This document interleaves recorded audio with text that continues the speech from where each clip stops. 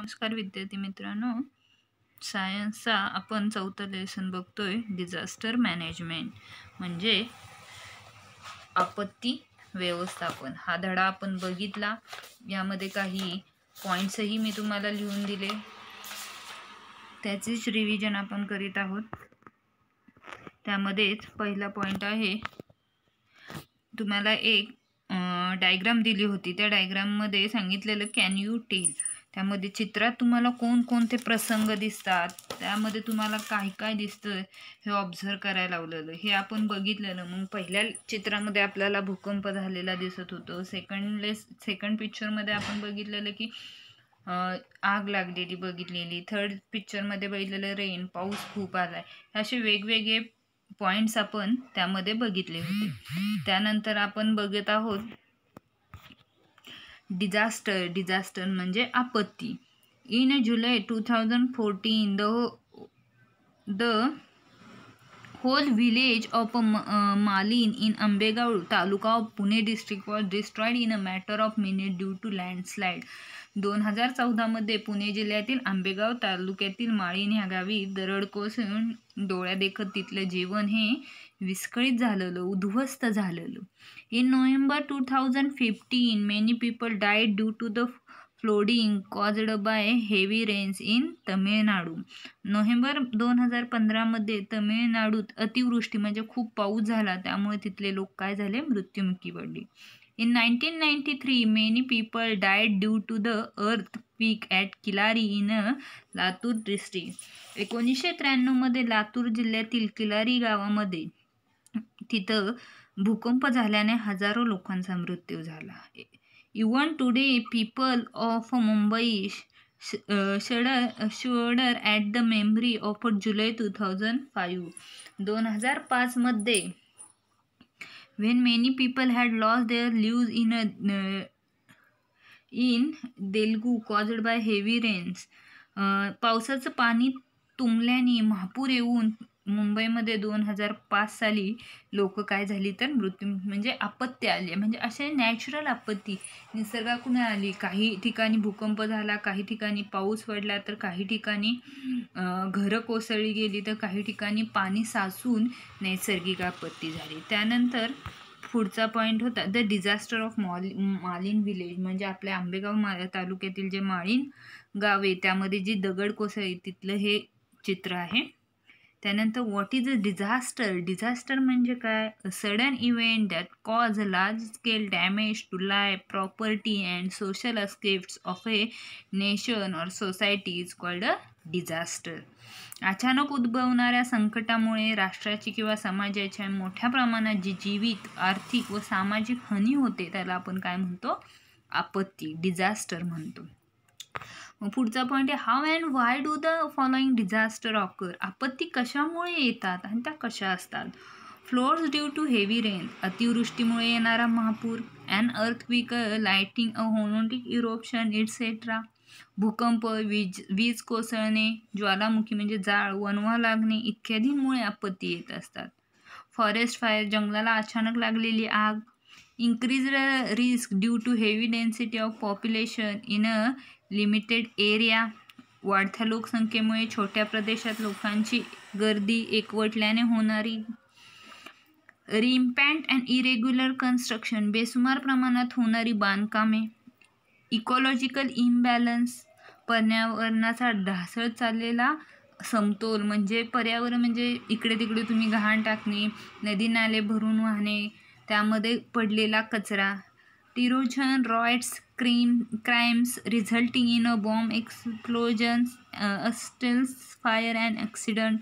दहशतवाद, दंगल, गुन्हेगारी, यातून बॉम्बस्फोट, हल्ले, आगी, अपघात या सगळ्यांमधून होणार. या सगळ्यांमधून काय होत असतात तर आपत्ती म्हणजे डिझास्टर येत असतात आणि त्यामुळे त्याचा त्रास होतो. Disaster of two main kinds, दोन डिझास्टरचे टाईप्स आहेत. एक आहे मॅनमेड म्हणजे मानवानं तयार केलेली, एक आहे नॅचरल म्हणजे निसर्गाने तयार केली. मॅनमेड म्हणजे फायर, बॉम्ब एक्सप्लोजन म्हणजे आग आहे, त्यानंतर बॉम्ब एक्सप्लोजन, बॉम्ब कुठे ठेवायचा, त्याचा स्फोट कधी हे मानवानं तयार केले. निसर्ग काय, अर्थक्वेक भूकंप, त्यानंतर फ्लोड्स महापूर येणे, सुनामी म्हणजे लाटा मोठमोठ्या, कोलॅप्स ऑफ अ बिल्डिंग मोठमोठ्या इमारती पडणे, फॉरेस्ट फायर आग लागणे, ह्या सगळ्या काय आहेत तर नॅचरल थिंग्स आहेत, म्हणजे मानवाने तयार केलेल्या आणि निसर्गाने तयार केलेल्या. त्यानंतर पहिला पॉईंट आहे त्यामधला earthquake. Such vibration or a quaking in the earth crust is known as a earthquake. म्हणजे काय तर सच व्हायब्रेशन म्हणजे हलणे, जमीन हलणे, जमीन हलणे, नंतर crust क्विरिंग in a earth crust, जमीन हादरणे, थरथरणे, जमिनीला भेगा पडणे, अशा ज्या घटना होत आहेत त्यालाच आपण काय म्हणतो तर अर्थक्विकर, भूकंप म्हणतो. Moment in the entire of the earth realize tremendous amount of energy discourse seismic waves leading to moments of the earth surface like tremors saying and cracking up. म्हणजेच काय तर जमिनीला थरा जाणे, हलणे, भेगा पडणे या वेगवेगळ्या गोष्टी या अर्थक्विकर्समध्ये होत असतात. मग भूकंपाचे परिणाम काय? Effects of earthquake. Destruction of a infrastructure that is building, bridge, roads, railway track. बांधकामे असतील, पूल आहे, रस्ते, लोहमार्ग उद्ध्वस्त होतात. Change in the direction of the flow of rivers. नद्यांच्या प्रवाहाची दिशा बदलून जाते. Losses of life and property. मोठ्या प्रमाणात जीवितहानी होते किंवा वित्तहानी होते, म्हणजे आपली प्रॉपर्टीही जाते आणि त्याबरोबर लाईफ आपल्या जीवनामधलं सगळंच गणित काय होतं फिसकडलं जातं. त्याचमध्ये सेकंड पॉईंट आहे फ्लोड्स, महापूर. Definition. Frequently occurring a natural disaster in a parts of a world in a floods. महापूर ही आपल्या जगातली वारंवार उद्भवणारी एक काय आहे तर नैसर्गिक साधन संपत्ती आहे, एक आपत्ती आहे. Due to the excessive rains in the some plain river overflows its a bank causing growth. अतिवृष्टीमुळे एकाच ठिकाणी अधिक प्रमाणात जमा होणारं पाणी नदीच्या पात्राबाहेर जातं किंवा नदीच्या पाणी आपण नदी पात्रात सोडून देत असतो. The water drainage system in a big cities for a short Wien there is a heavy rain. त्याचप्रमाणे बेसुमार पाऊस झाला की मोठमोठ्या शहरांमध्ये पाण्याचा निचरा होत नाही. पाणी वाहून जाण्याची अपुरी व्यवस्था असल्यामुळे तिथं काय होतं ड्रेनेज सिस्टीम तयार होते, त्यामुळे गटारे तुंबली जातात आणि पाणी रस्त्यावरती येत असतं. Resulting in a choking and gutters drainage lines. त्यामुळे आसपासच्या परिसरात व घरातही पाणी शिरले जाते. Water overflows on the road and surrounding area and even in a near by houses. त्यामुळे ते आपल्या घरामध्ये जात असतं. इफेक्ट्स ऑफ अ फ्लोड्स, महापुराचे परिणाम. Losses of a life and property, जनजीवन विस्कळीत होतं. सॉईल इरोजन, जमिनीची धूप होते. Destruction of a standing crop, पिके जी उभे असतात ती पडली जातात किंवा वाहून जातात, पिकांचंही मोठ्या प्रमाणात नुकसान होतं. After effects of a floods like spread of disease and epidemic affecting the health of people. आणि पूर ओसरल्यानंतर आजार, रोगराई यांमुळे लोकांचं काय होतं आरोग्य खालावतं. त्यानंतर पुढचा स्ट्रोम्स म्हणजे वादळे. The formation of a high and low air pressure levels in atmosphere.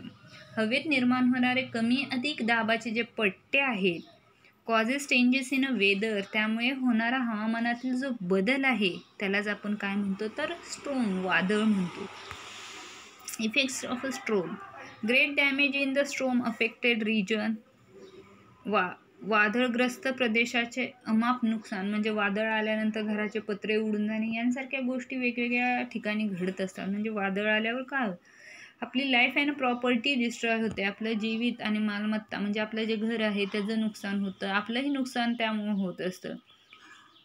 Distribution of a electric supply, वीज पुरवठा खंडित होतो. Distribution of a transport and communication, दळणवळण यंत्रणा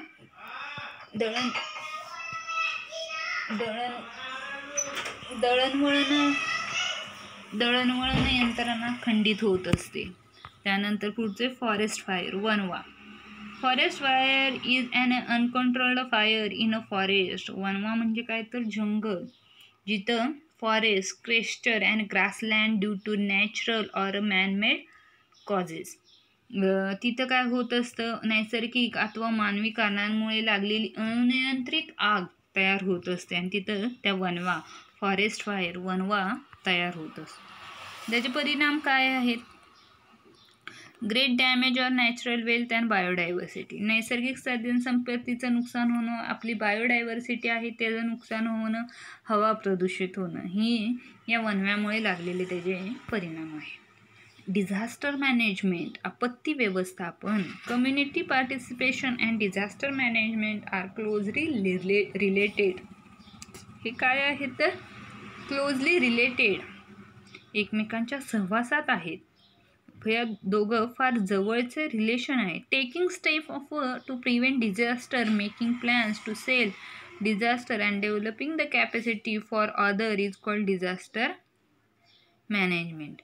आपत्तींना तोंड देण्यासाठी योजना तयार करणे आणि त्यांसाठी क्षमता मिळवणे म्हणजेच काय तर disaster management. Institute at work कोण काय करते? The National Disaster Management Authority was established in 2005. राष्ट्रीय आपत्ती व्यवस्थापनाची संस्था 2005 मध्ये. It undertakes the planning and implementation of disaster management work. आणि आपत्ती व्यवस्थापनांतर्गत वेगवेगळे नियोजन करून ही संस्था कार्यरत आहे. कॉन्टॅक्ट फॉर डिझास्टर मॅनेजमेंट, आपत्ती व्यवस्थापनासाठीचे संपर्क. Police 100, fire brigade 101, ambulance 102, disaster management 108. Remedial and preventive measures, उपाय आणि काय खबर. Keep watching TV and radio news and bulletins. Radio TV वरील बातम्यांकडे आपण सतत लक्ष दिलं पाहिजे. Use battery operated radios and mobiles, बॅटरीवर चालणारा रेडिओ मोबाईल वापरला पाहिजे. Heed the warning issued by the meteorological department carefully. हवामान खात्यानं म्हणजे पाऊस येणार आहे नाही येणार हे जे हवामान खात्याने दिलेल्या सूचना आहेत त्या केअरफुली बघितल्या पाहिजे. लँडस्लाइड्स occurs in a hilly area due to a cloud burst or heavy rains. ढगफुटी असेल, अतिवृष्टीमुळे डोंगर उतारा उडून दरड कोसळती किंवा डोंगर टेकड्या खचतात आणि त्या खाली येतात. अशा वेळी डोंगर पायथ्याशी आपण थांबलं नाही पाहिजे.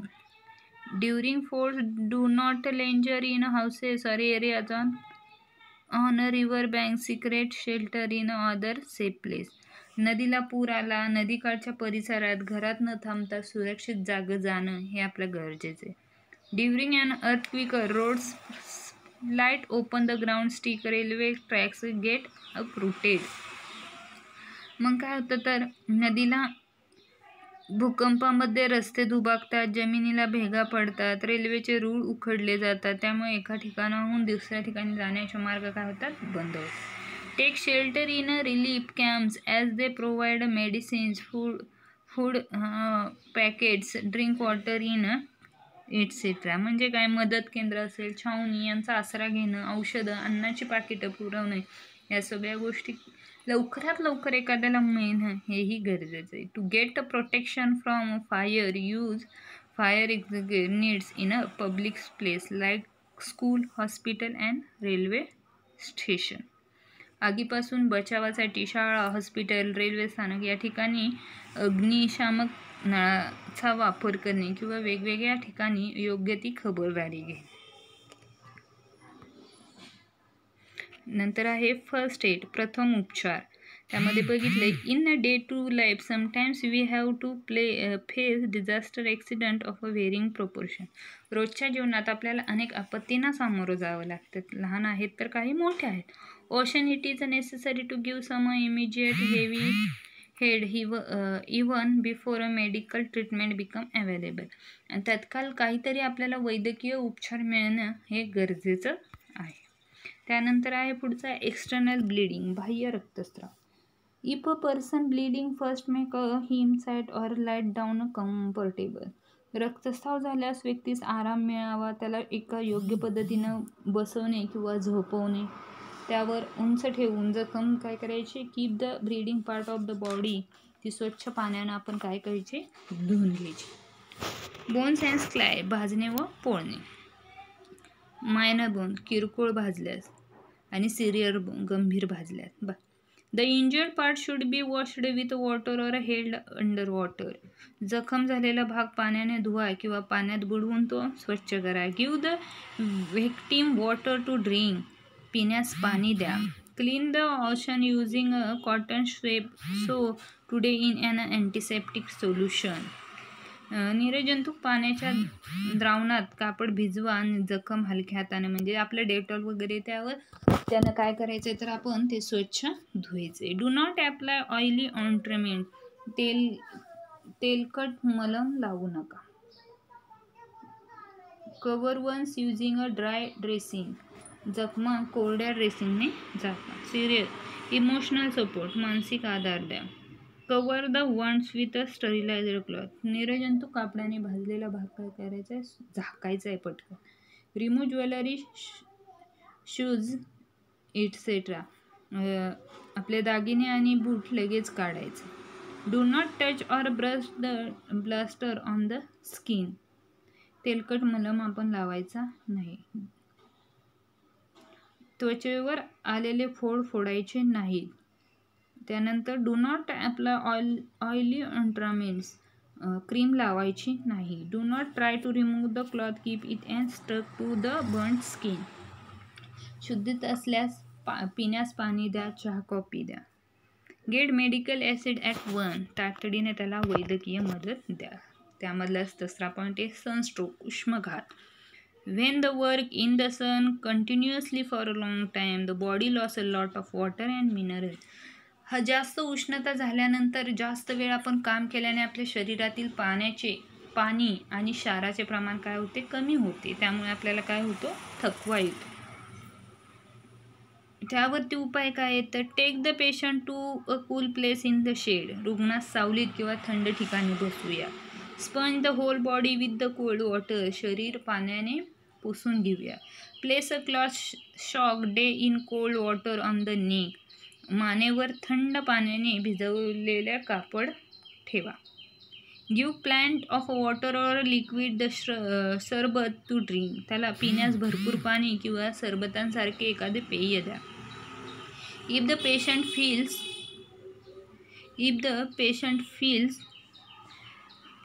like vomiting, make life prone. Here exam will